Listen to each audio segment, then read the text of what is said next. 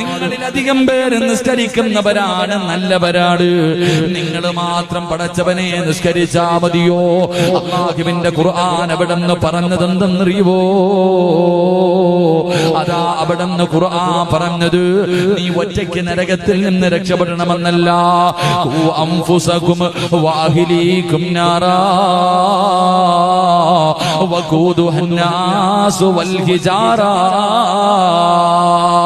അല്ലാഹുവിന്റെ പരിശുദ്ധമായ ഖുർആൻ അവിടെന്ന് പറഞ്ഞത് നീ മാത്രം നരകത്തിൽ നിന്ന് രക്ഷപ്പെടണമെന്നല്ല, നീ നിന്റെ കുടുംബത്തെ കൂടെ രക്ഷപ്പെടുത്തണേ.